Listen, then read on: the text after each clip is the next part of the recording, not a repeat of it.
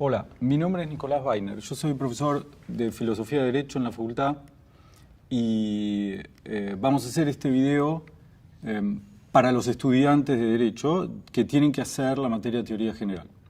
Está dirigido a los estudiantes de Derecho. Esto significa que elegimos en principio algunos temas que son comunes a todas las cátedras de Teoría General, pero también, en segundo lugar, metodológicamente, si bien es cierto que todas las cátedras suelen tomar estos temas que nosotros vamos a dar, también es verdad que no van a dar exactamente como yo los voy a explicar. Seguramente, si yo soy capaz de explicar correctamente y ustedes me pueden seguir, van a entender lo que yo voy a decir, pero no alcanza con eso. Además, tienen que saber lo que se da en cada comisión, en cada programa, y también siempre, sí o sí, tienen que leer los textos. Hecha esta aclaración, quisiera también dejar algunos parámetros o criterios de ahora en más. El primero es que tenemos una dificultad, que es que en la historia del pensamiento, no solo el pensamiento filosófico, sino el pensamiento en general, el estudio es correlativo. Lo que escribe cada autor depende de su contexto, de cuál es la necesidad, de cuál es el problema que quieren o tienen que trabajar, pero siempre modifican, por lo menos en parte, lo que escribieron los otros, que ellos, por supuesto, conocen. Entonces, nadie crea totalmente algo. Entonces, en realidad, uno no va a poder entender nunca a un autor completamente si no comprendió su contexto y los autores anteriores. La dificultad de esto es que entonces uno tiene que dar absolutamente todo lo anterior. Y esto es un problema porque no se puede. Y tampoco podemos empezar desde el principio de la historia de la humanidad, ¿no? Tenemos que empezar desde algún lugar, o de algún momento, de algún autor, de alguna corriente, de algún tema.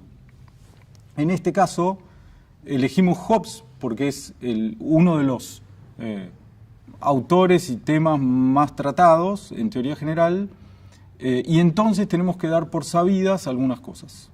Tenemos que dar por supuesto en el sentido de que está ahí y no lo trabajamos, pero está ahí, y damos como punto de partida que ustedes ya saben cuál fue la crisis del fin de la Edad Media, que dio origen a la modernidad, y que saben un poco del contexto de Hobbes. Yo voy a aclarar algo, pero lo voy a decir muy por arriba, solamente para refrescar un poquito, pero lo doy por sabido. Uno es, durante la Edad Media, todo el mundo occidental entendía, Europa occidental entendía que Dios se había creado a sí mismo, había creado todo lo que existe, que era eterno, o sea, estaba fuera del tiempo, había creado el tiempo también. Era absolutamente poderoso e infinitamente bueno. La naturaleza había sido creada por Dios y dentro de la naturaleza hay una jerarquía de seres. El ser humano es el que está ahí arriba de todo y todo está puesto ahí para que el ser humano se aproveche de todo eso. Entonces, como Dios había transmitido en las Escrituras, en la Biblia, todos los deberes, obligaciones, etcétera, que nosotros tenemos que cumplir, cualquier sistema jurídico tenía que fundamentarse y no podía contradecir, tenía que ser coherente con las Escrituras. El fin de la Edad Media se produce porque hay una crisis político, social, económica, cultural en general, que no vamos a explicar ahora, pero que hace pensar para atrás, ¿no? Los fundamentos. Cuando hay crisis pasa eso, uno tiende a ir para atrás, ¿dónde está la columna? ¿Dónde está aquello que me sostiene? Y entonces se pone en duda la palabra de Dios, y ahí tenemos un problema serio. Porque, como decía bien Descartes, no sé de qué agarrarme, no sé dónde está la causa incausada que causa todo lo demás. Yo me pregunto por qué hago lo que hago y sigo con el por qué. En algún lugar tengo que encontrar una causa incausada, ya Dios no lo es. Entonces tengo que buscar algo que a mí me permita fundamentar todo lo demás. Entre otras cosas, un sistema jurídico. Eso por un lado. Por otro lado, el contexto de Hobbes es que él vivía en Inglaterra. Hobbes vivió de 1588 a 1679. Y en la época de Hobbes, siglo XVII, había guerra civil, guerra con Holanda, guerra civil, guerra con Irlanda, guerra civil, guerra todo el tiempo. Hobbes estaba movilizado humanamente, estaba interesado, se desvivía por lograr algún tipo de, mejor dicho, pensar algún tipo de sistema de relaciones humanas que garantizara que no hubiera guerra. Ese era su objetivo, ¿no? Y ahí el derecho es fundamental, por supuesto. Entonces, en líneas muy, muy generales, esos son los contextos que yo doy por sabido y que entonces ahora me voy a poner a explicar un poco Hobbes. El punto de partida es que, o uno de los puntos de partida, es que el ser humano es un elemento más de la naturaleza. Ya no hay jerarquías, como sí había habido en la Edad Media y también en la Antigüedad. Y además de eso, cualquiera que piense como es nuestra vida se da cuenta de que necesitamos respirar, necesitamos comer, necesitamos vestirnos. Estamos influenciados decisivamente por las temperaturas, por el día, la noche, por el verano, por el invierno, por la tierra, por los árboles.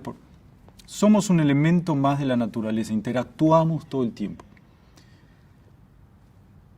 Para comprender entonces la naturaleza humana, antes hay que entender qué es la naturaleza en general, porque somos un elemento más de la naturaleza. En griego, naturaleza se dice physis. Entonces hay que estudiar física para luego comprender la naturaleza humana. Y los puntos centrales que a Hobbes le interesa marcar de la física son los siguientes. Si uno se tiene que poner a estudiar la naturaleza en general, empieza por donde ustedes quieran. Puede empezar por este sillón, por el piso, por la nube que está por ahí, por el aire. Lo primero con lo que uno se encuentra es que la cantidad de cosas que hay es infinita. Uno no termina nunca de contar, de ver, de qué yo. Mi zapatilla, mi media, mi pantalón empieza, sigue, eternamente. Entonces, hay infinitas cosas. En segundo lugar, cada una de todas esas cosas que existen son cuerpos que se mueven. No son cuerpos y punto, son cuerpos que se mueven. El cuerpo es movimiento, ¿no? Yo estoy sentado en este sillón, parece quieto, ¿no? Sin embargo, si yo quito el piso, que es difícil, ¿no? Si quito el piso, el sillón se va para abajo. Entonces se está moviendo. Aunque las coordenadas espaciales sean las mismas, hay movimiento porque el sillón está ejerciendo una fuerza sobre el piso. Por eso todo lo que existe es cuerpo en movimiento. Si yo me pongo a estudiar cualquiera de esos cuerpos, la nube, el piso, el sillón, un auto que pasa por ahí afuera, lo que sea, me encuentro en primer lugar con que tienen límites espaciales, tiene alguna forma, incluso el aire, ocupan un lugar en el espacio, ¿no? Son medibles geométricamente, entonces son finitos, finitos en el sentido de que terminan en algún lado, geométricamente, espacialmente, en algún lugar se termina. Además, cada cosa que existe empezó a existir en algún momento y en otro momento va a dejar de existir, sea lo que sea, cualquiera de nosotros, no sé, este piso que fue construido en algún momento pasarán 50 años, 100, 200, no importa, en algún momento va a dejar de existir. Entonces ocupan un momento en el tiempo. Entonces ocupan un lugar en el espacio y un momento en el tiempo. En ambos casos son finitos. El tercer tema, que es el más importante de todos, es que cada cosa que existe, que es cuerpo en movimiento, se mueve con algún grado, con alguna manera de fuerza. El sillón se está moviendo con alguna fuerza para abajo. Yo hice así recién, estoy ejerciendo una fuerza, ¿no? El viento cuando se mueve ejerce una fuerza. Cuerpo en movimiento es ser fuerza. Y los cuerpos interactúan entre sí todo el tiempo. Todo el tiempo, todos con todos, en forma directa o indirecta. Entonces, como todo es cuerpo en movimiento y por tanto todo es fuerza, la definición de cada cosa que existe se llama esfuerzo. Todo lo que existe es esfuerzo. Ahora bien, si uno se pone a estudiar cualquier cosa, un árbol, el árbol que se relaciona con la luz del sol, con la tierra donde está, con el aire que lo trata de mover, etc., no busca que el sol esté mejor, no busca que la tierra esté mejor. Todo lo que existe es cuerpo en movimiento que tiene fuerza y lo único que busca es estar mejor. Uno mismo, ese cuerpo, ¿no? Cada cosa hace una fuerza para estar mejor. ¿Qué sucede? Uno tiende a pensar que esto no es así, porque uno tiende a pensar, pero una mamá del reino animal, de cualquier animal que sea, ser humano, por ejemplo, en realidad no se busca a sí misma, en realidad quiere que su hijo esté bien. La Madre Teresa de Calcuta no busca estar mejor ella, sino que solamente busca que aquellas personas a las que cuida estén mejor. Bueno, esto es un gran debate en el siglo XVII, pero la conclusión a la que se suele llegar siempre es que por algún motivo vos que sos mamá o papá querés que esté mejor tu hijo y no otro, ¿no? A vos te hace bien que sea así. Hay algo que es previo a la voluntad, que es casi intuitivo, que es visceral, que hace que vos cuides de esa otra persona, ¿no? Lo mismo pasa con la leona y su hijo, con quien sea. Pero uno está bien cuando hace eso. Es uno el que se cuida a sí mismo cuando cuida del otro. Entonces, aún así, aún la madre con el hijo, que sería el ejemplo más extremo, está buscando estar bien ella, porque cuidando al hijo está bien ella.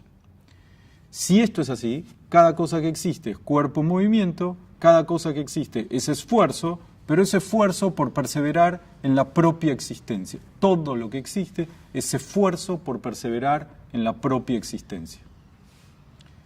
Y todos hacemos lo que hacemos para estar mejor.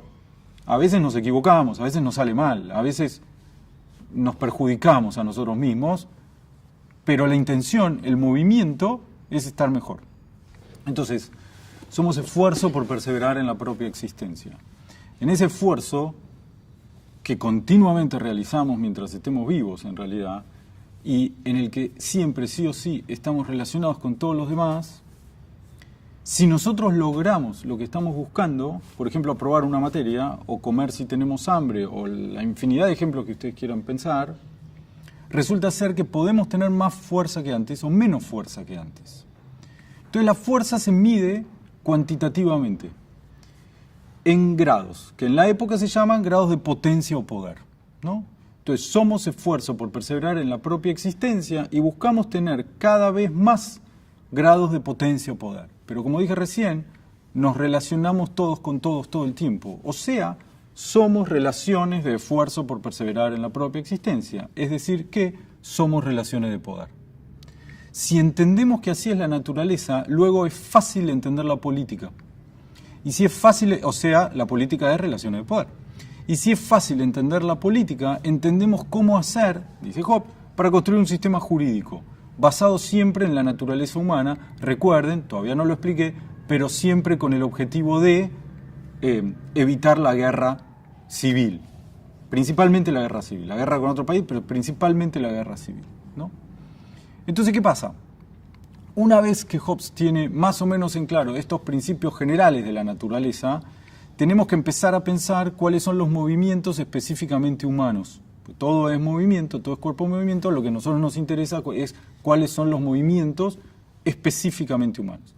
Acá hay un concepto, hacemos un pequeño punto, porque hay un concepto que tenemos que comprender para luego poder entender todo lo demás. Y es esto. Como estamos relacionados todos con todos todo el tiempo, lo que hacen los demás, incluyendo cualquier cosa de la naturaleza como el viento o la temperatura o un terremoto o lo que quieran pensar, lo que hacen los demás va a influir en nosotros. Entonces, por más onda que le pongamos a algo, por más buen pensamiento, por más voluntad, por más lo que ustedes quieran, que le pongamos a una acción cualquiera, siempre, por lo menos en parte, dependemos de la acción de los demás, incluyendo la naturaleza en general.